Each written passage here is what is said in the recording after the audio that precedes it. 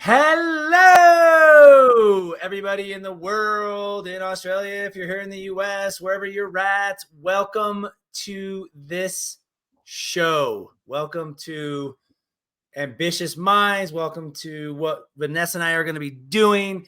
And I just want to quickly reintroduce myself to everybody here, have Vanessa introduce herself really quick to everybody here, and tell you what this is about, why you should care, what conversations we're going to have.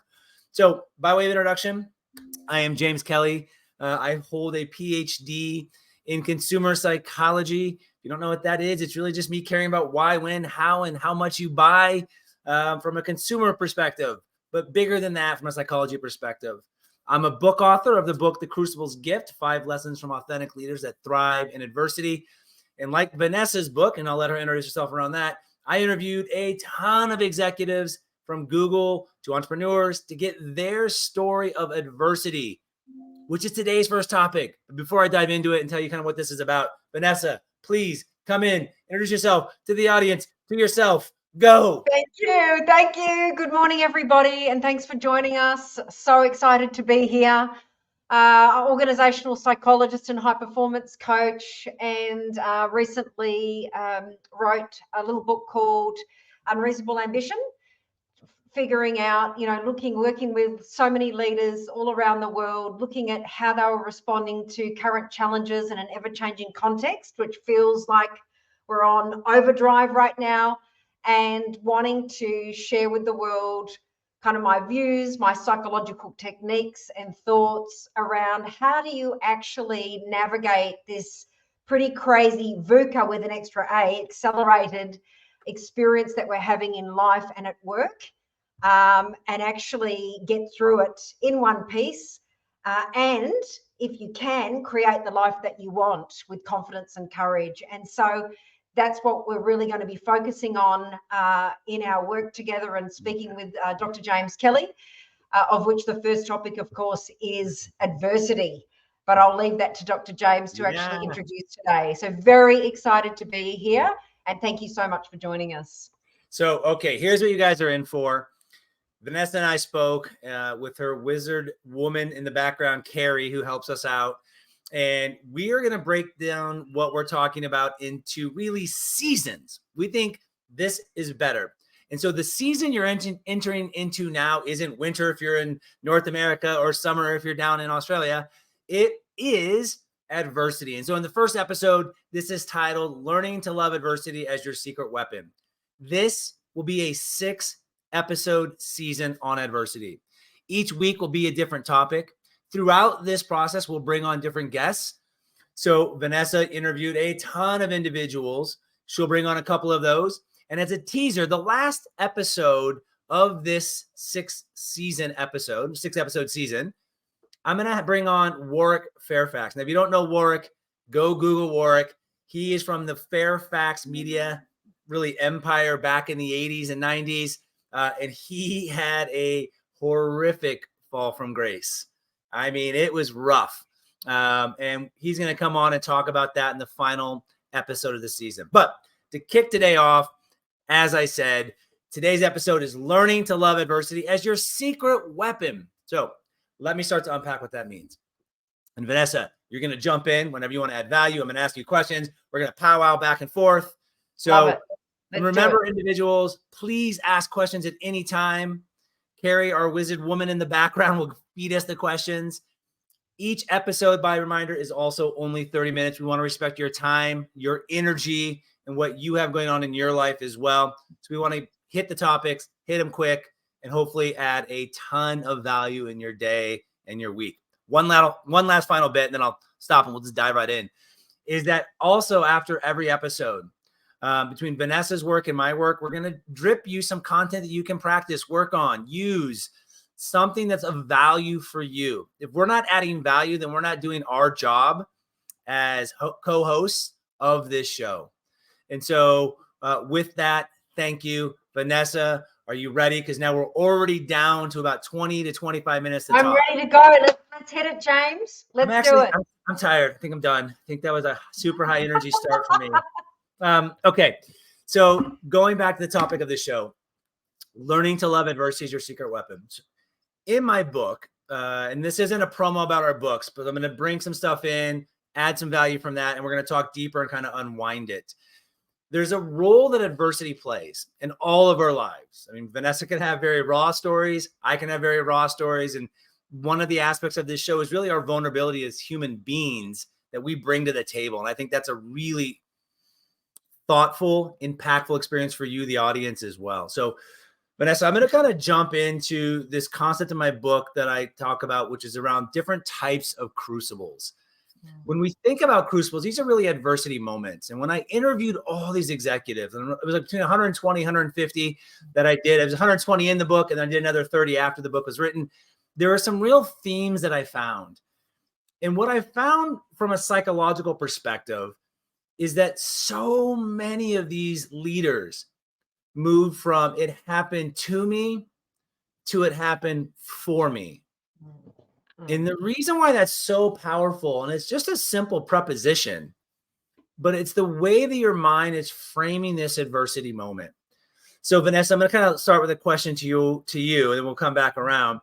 When you think about the leaders that you've interviewed, can you share a story or two where you discovered that these leaders moved from it happened to me to it happened for me?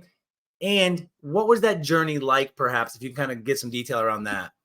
Yeah, for sure. And I think that framing, whilst it seems like one word wouldn't make a difference, makes a difference to how you actually process adversity, to me versus for me. And I think it's human nature, right? I just want to qualify that and I want to normalize what you just said, because there's nothing wrong with starting with to me. I think that's just, part of our normal. It's super normal to say, what did I do? Why am I a target? Why is all this shit going down? Why is it happening to me, right? Why is it happening to me? And that's where we always start. And that's a normal part of processing adversity or stress, right? Yeah.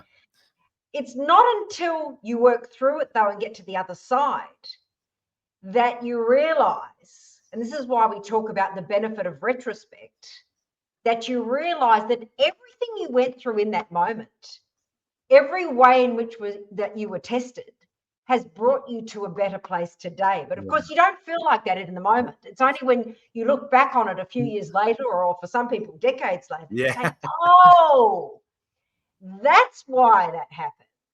And if only, right, if only I'd handled it differently, or if only I knew where I was going to end up, I might have actually dealt with it quite differently and not gotten the whip out and self-flagellated for so many years. How much time did I waste? So, I really want to make this humanistic. I'm going to tell a story about myself because I think you really reminded me of this story. So, my dad passed away when I was 20 years old, and I remember so vividly the moment. Like, I remember I was dating a girl. I was traveling to this small town called Monmouth, Oregon, to go visit her in between school. It does sound small, James. What was that? Monmouth, Oregon. It's where Western Oregon University is out here in the States. And I remember I was visiting her on campus, and I came back in, and I got a call on her phone in the room, and no one knew I was there. And so I got the call, and it was my surrogate family growing up, and they said, "Hey, your dad passed away." Now, I can remember in that room when you walk in, there were 2 bunk beds here. There was a dresser over here, a desk over here. The walls were white, and the floor had a carpet that was probably 2 meters by 4 meters. I mean, I can remember it so vividly. This is, again, when I was 20. I'm 49, so you guys can do the math probably faster than I can talk. But the point is, I remember falling to the ground and saying, fuck, fuck, fuck, fuck, fuck, fuck. Excuse me if you're watching this live and your kids are there. But I remember screaming, crying, and thinking, why is this happening to me? Why did this happen to me? Why wasn't I started blaming? I started shouting. I mean, my response was so virile in that moment. And I remember that I go to the funeral, and part of my cathartic, I don't know the right word here, catharticness, I don't think that's the right word, but part of my catharsis of transforming is I chose to speak at the funeral. I barely got through it. So I went from 2 to, well, what is this about? Fast forward a few years later, I made a huge mistake, and I got a DUI driving my company car. And so part of this is I had to go to an outpatient program where it was 4 days a week, 3 hours a night for 6 months. Oh, Then I had to gosh. go to another 3 hours a night for the next 6 months, once a week. And then I had to go to see a psychologist. And I share all this to say that when I was going through that process, I could have really had a choice when I went to this outpatient program going, I'm not an alcoholic. It was just a stupid mistake. But I thought there's something going on with me internally that would make that choice. I'm not an addict. I know many addicts now. But what I did know is I was trying to deal with something. So going through that process, I discovered that all these things about that event and my dad dying happened for me to be more vulnerable, to be more outgoing, to be more social and connected to other people, because I learned you just don't know when your time is up on this beautiful planet. And that for me became my secret weapon of connecting, became my secret weapon of appreciation of whatever journey I'm on in that moment. And so I can really connect with individuals because of what happened to me when I was 20.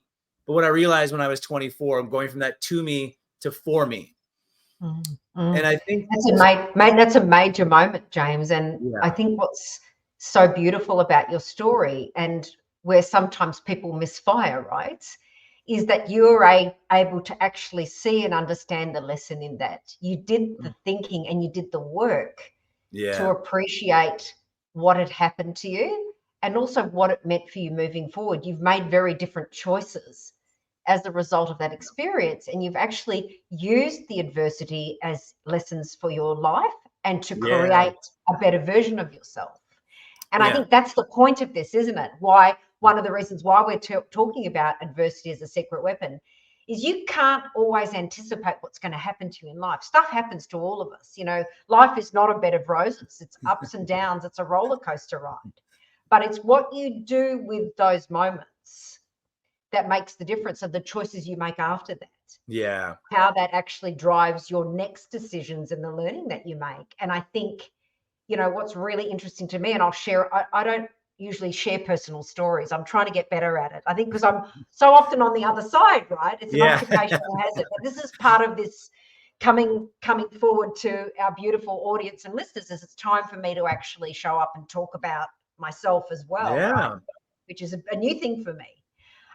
Is my first book, Bitch Fight, was really drawn from experiences that I had personally and also with my clients. But one in particular was when I was actually the target of being white-anted in a very big job that I had. And my direct report was actually going around when I was on these international trips and white-anting me to my boss, the CEO of this company. And I was offered an opportunity when I came back on one of my trips to actually let her go. He asked me, he said, look, this is what's happening. This is what she's saying. What do you want to do? Because this isn't good for you, you know, and it's very hard for you to combat it if you're not actually in the country. So what do you want to do?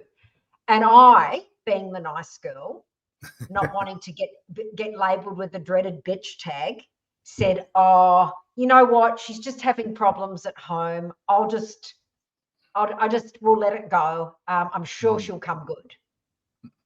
But actually it got worse.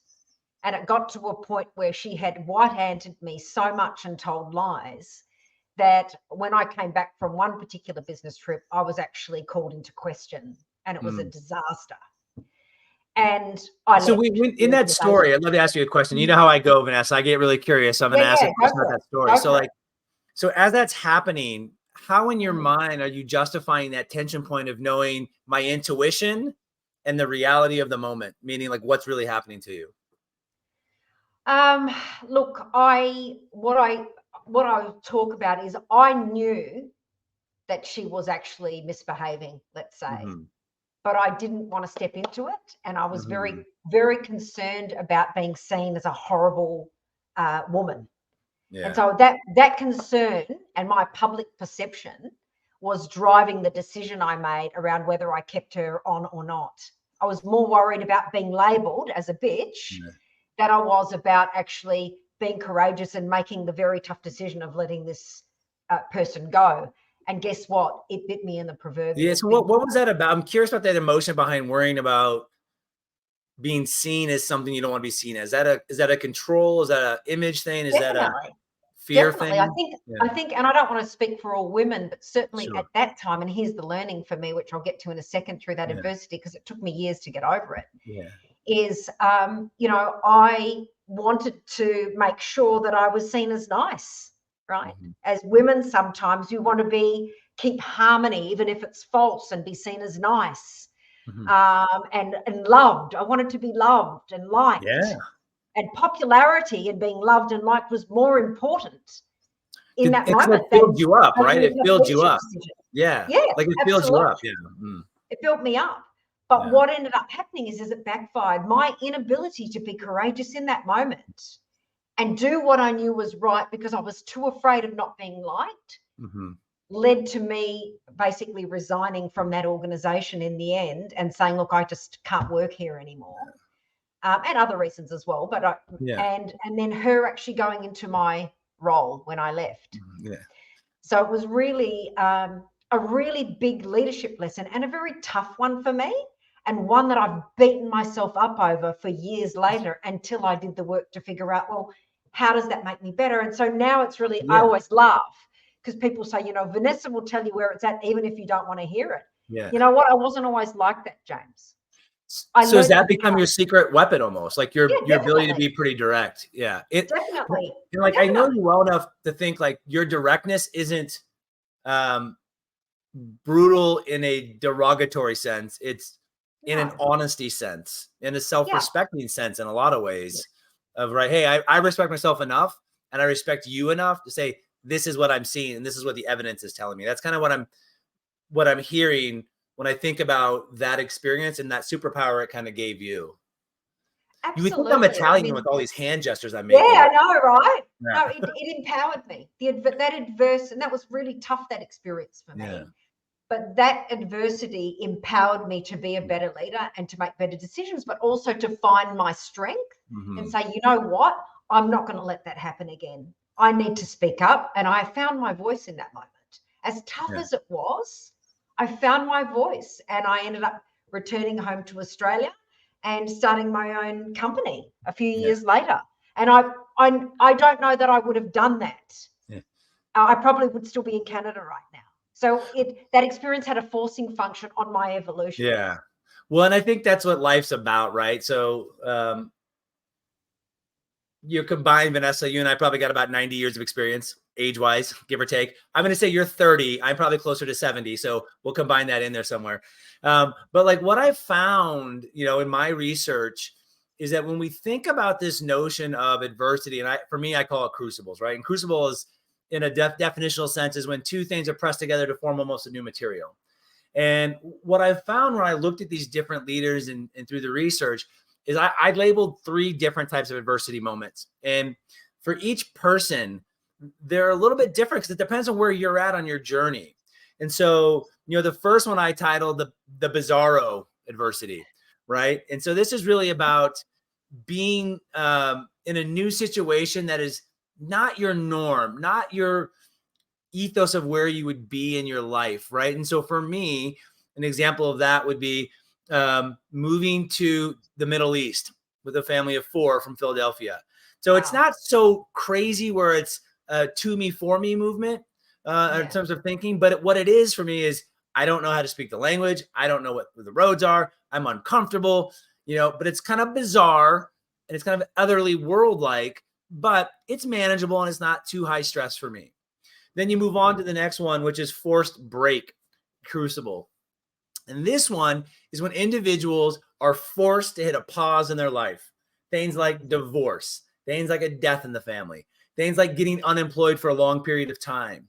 All of these give you an opportunity to say, okay, what was this really about? And this is kind of that first foray into to me, for me.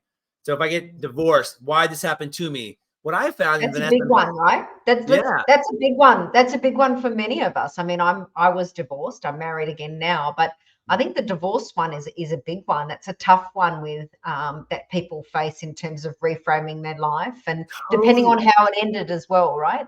Yeah. Well, I think those are challenging because I've met a fair few divorced people, and there is definitely a I don't know what the right word is, but like almost a cycle that they kind of go through of grieving and bitterness and blame. Definitely. And I mean, is that kind of what your experience? I mean, your experience is yours. It's not probably the same as everybody Definitely. else. Look, Yeah. and it's interesting. People will often say people get divorced because something bad happened.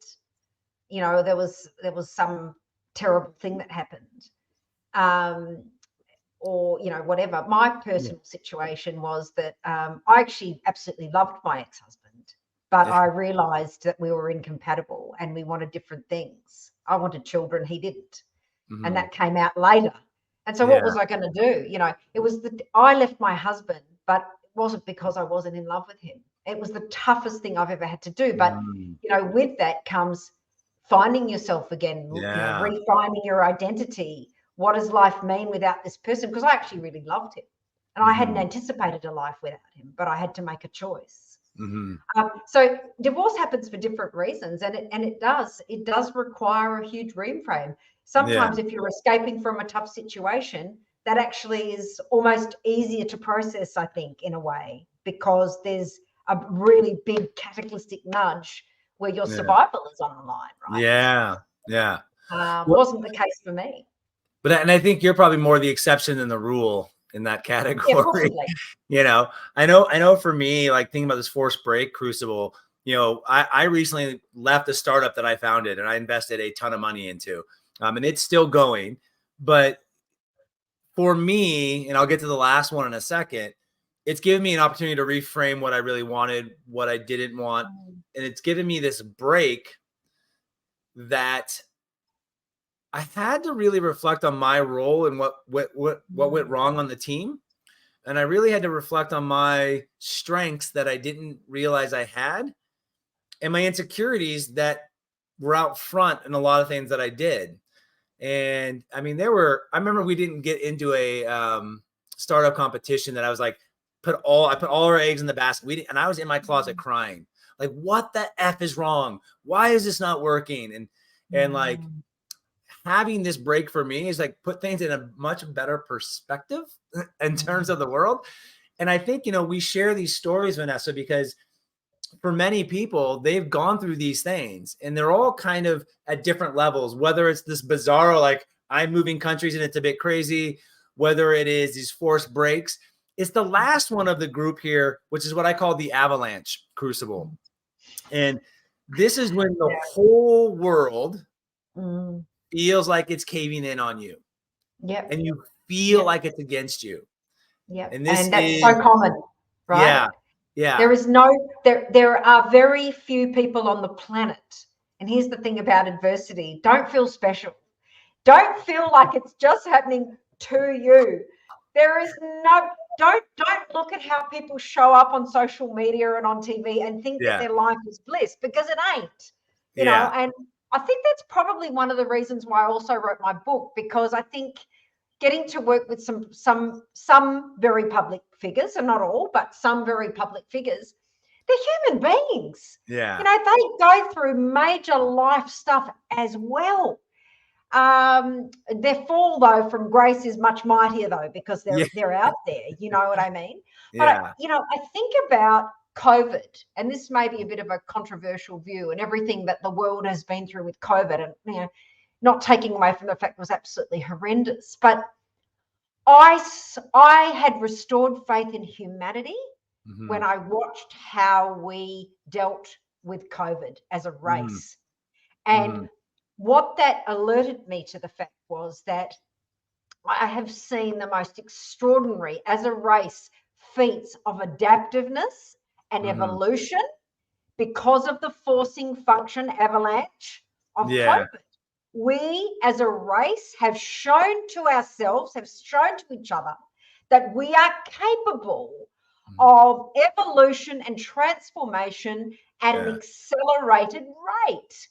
And I believe in everybody. I know you can do it. My fear, however, is that now that we're, you know, on the tail end of it, we revert back to the way we were for sure. before, Yeah. right?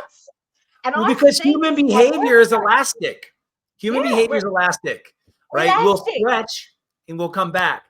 I was gonna point out one thing on this whole adversity thing. I think often two things come to mind. One, every person's adversity is different for them. So what my avalanche would be, it might be different for you. Like someone Correct. losing their startup, that would be an avalanche for them. And I think I was going that way, but I think for me it was more of a forced break. But the other side is, which I think we always forget when we talk about all this, is that it can also, adversity can be happiness, getting married, having your first child, taking this new exciting job somewhere in the world. All of the framing of that adversity doesn't have to be negative only. And I think we often look at it as, oh, this is great, I'm really happy. But having your first kid is effing hard. There's no, well, I was gonna say there's no manuals, but like there are 1,000 books that all tell you to do something different. So like, I don't know, or like, Yeah. so I just always I want love to what you're saying, because it's this frame yeah. around, often, exciting life events are also seen as stressful. Yeah. Stressful is seen as adversity, and our minds and our brains respond to it as if it's adversity, right? Even though it's Yeah. positive, let's call it positive change or positive turbulence. Having kids, Yeah. right? Positive turbulence. That's the way I Yeah. look at it. But you're right. It's so important for everybody listening to understand that your brain is going to probably interpret the good stuff as bad as well initially, because it's change. Change is fear, right? Yeah. And to be really mindful of that. And I think getting perspective on, to your point, what is this? Is it really bad? What is the framing around what's happening to me?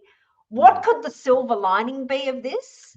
And moving through that cycle of grief a lot faster Yeah. is where we need to go and build those skills and techniques to be able to more effectively harness the benefits that adversity brings sooner.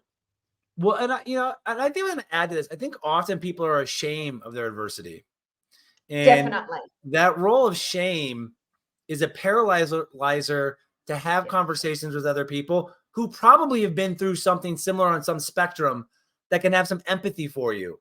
And, whether it's Bizarro or Force Break or Avalanche, it doesn't really matter. I think what I'm alluding to is the community you surround yourself with will help anybody move from a it happened to me to a for me. And the last thing I'll say about this is that, and you said it earlier, it doesn't happen overnight. It's not a switch that you wake up and go, hey, we're Got to good. work at it. Let's go. Like it's like a marathon. It takes time. It takes muscle. It takes reflection. It takes pain. It takes finding joy in things. But I think to kind of bring this full circle to the topic in today's show is that you have to, let me phrase this. It is best when you find the goodness in the adversity. Yeah. I mean, I've interviewed people who were raped, who were adopted, who, lost a significant other right after they got married. Like, I've interviewed a lot of people in horrific situations who, when they thrive from the from the to me to the for me, they blossom because they figure out something new about themselves, a superpower they didn't have. That's right. A network they didn't know existed. So, yeah. Yeah, you're so right about that. And I think that that's the work that we've got to do, right, is owning who we are and getting better at looking at adversity and celebrating the forcing function that it has on our own ability to thrive, and what that brings to the table. I just think that's so incredibly powerful, and not feeling shame around it. I mean, I know we're almost at the end. I'll share with the audience and I'll share with you, James, coming a good Catholic girl, I was ashamed of myself for many years getting divorced in making that decision that I made. It's not until many years later that I looked back, and he's now very happy. He's a professor at a university. He's traveling around the world as a nomad. Yeah. But I look back and it was the best decision I could have made, at that time for myself, and for him. He's thriving. But at the time, it felt like I died. Yeah. I'm sure. Didn't You feel probably good at the time. second guessed it too, right? Like, was that the I did. right I felt choice? shame. I felt Yeah. shame about Yeah. the decision that I made, and thought, and I remember, and one thing before, somebody saying to me, a friend of mine in Australia saying, you know, Vanessa, she said, I thought you were a failure when you told me you were getting divorced. I mean, that's the perspective that people had, you know, on divorce at that time. But actually, I'm going to proudly own, I'm very proud of the decision I made and the courage that I had to make that choice and to leave the person I was absolutely in love with, because we didn't align in what we wanted for our lives. And it was the toughest decision I've ever had to make. Well, But listen, we're gonna land this plane because I want to own and honor everyone's time. And a couple things before we sign out here, and I know we're a little bit over time here. Some big takeaways you're going to get after the show. Vanessa has this great timeline activity. We're going to include a TEDx talk where I talked about the 2 and 4. And obviously, we would love for you to come back again next week. Next week's topic, I had to write it down because I have a short-term memory problem. Conquer your fear and unleash your inner warrior. Another fantastic conversation. Vanessa, thank you for joining me on this lovely journey. And I hope you have a lovely week. Thank you. Thanks, everybody. And I'll be sending you out a tool to actually timeline your life and figure out those moments of joy and adversity and how to move through them a lot faster. So I'll be sending out a little activity for you to do. I'd love you to do it and then come on the call next week. Hope to get some feedback as well and see how you did. Same time next week. We'll see you guys then. Thanks, everybody. Ciao, ciao.